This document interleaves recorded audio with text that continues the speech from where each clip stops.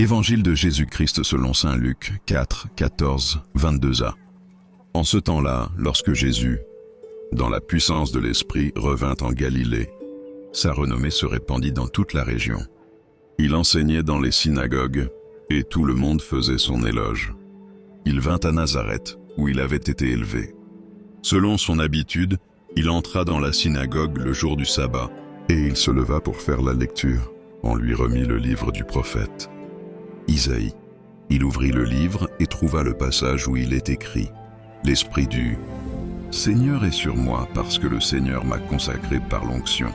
Il m'a envoyé porter la bonne nouvelle aux pauvres, annoncer aux captifs leur libération et aux aveugles qu'ils retrouveront la vue, remettre en liberté les opprimés, annoncer une année favorable accordée par le Seigneur. » Jésus referma le livre, le rendit aux servants et s'assit.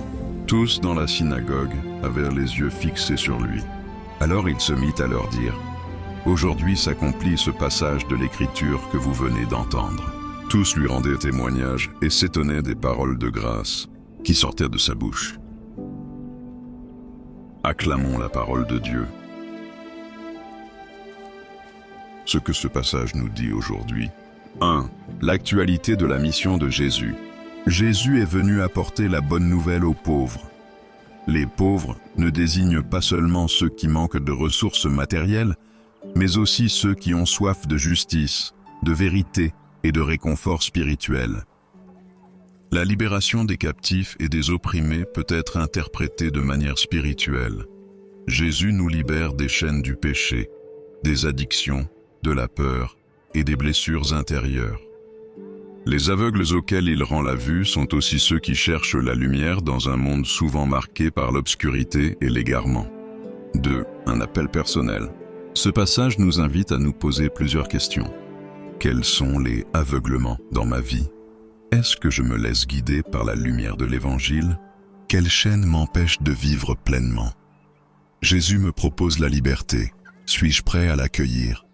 Ai-je conscience que la mission de Jésus, commencée il y a 2000 ans, se poursuit encore aujourd'hui dans ma vie et dans l'Église? 3.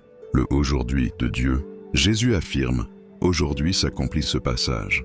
Ce « aujourd'hui » est une invitation à reconnaître que Dieu agit dans l'instant présent.